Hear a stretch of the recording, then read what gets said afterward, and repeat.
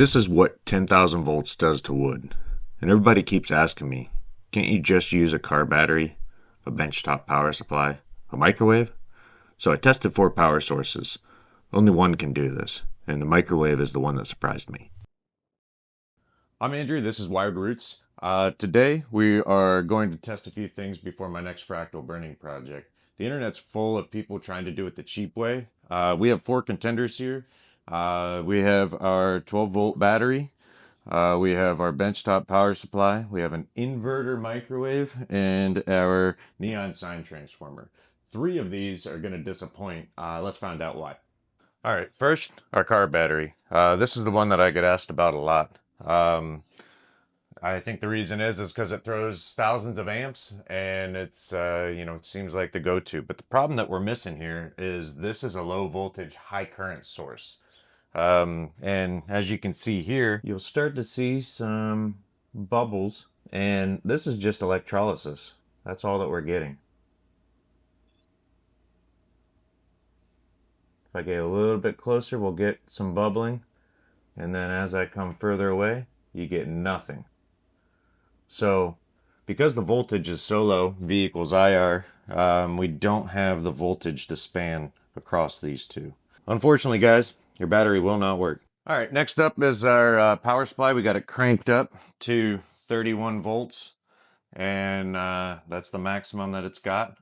And what I'm going to show you here is that it just doesn't have the voltage to do what we need. All you'll see here is just some electrolysis. So that's just splitting water into hydrogen and oxygen and a little bit of byproduct because of the copper. So current is high. So actually let's look to see what our current is. So at that distance, we're pulling 6 milliamps. Now I'm going to move this closer and we're going to see, let's get about maybe a ½ inch to a ¼ inch.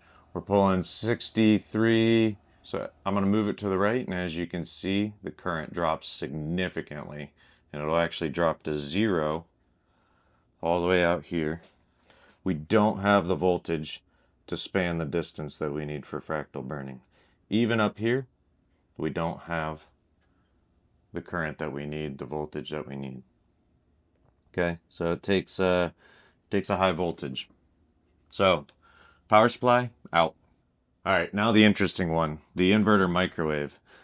People have been ripping transformers out of microwaves for years. The problem is with modern electronics, you can see how light this is. It uses inverter technology instead of a large transformer. Usually there'll be a large transformer right here. Let me get in here for a close-up. So in here, there is now you can see the heat sinks there coming up to the magnetron. Behind here, there's some high frequency, high current switching devices. And there's a small, if it would focus, there we go. So all of these electronics and this control board here pair up to drive high power, high voltage to this magnetron. It's not going to be at the 60 hertz that you get for your transformer. So in general, these types of ovens, microwave, inverter, they do not perform for fractal burning. So leave this for your hot pockets, not your fractal burning. Which brings us to the real tool, the neon sign transformer. It cranks out 10,000 volts at 30 milliamps, which is finally enough to bridge the gap for fractal burning. Again, while this will work, it's paired for the impedance of the magnetron, not for sprawling fractals.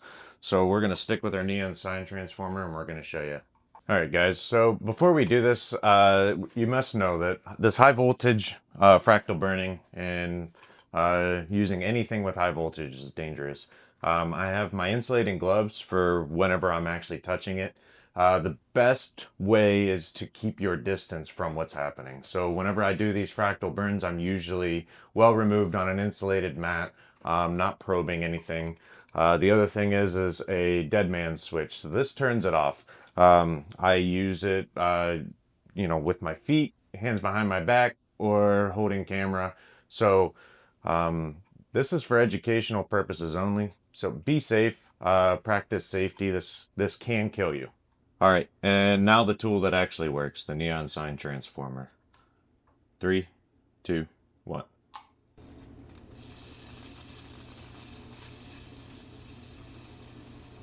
Oh wow, look at it blowing up on the other one.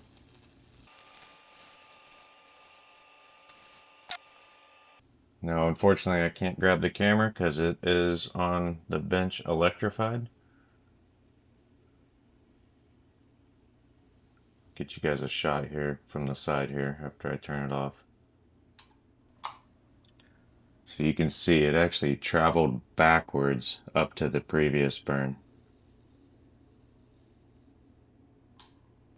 All right, guys, there you have it. 3 of the 4 cannot do it. What it comes down to is the voltage, and as you can see here, our neon sign transformer had the voltage to cross the wood grain.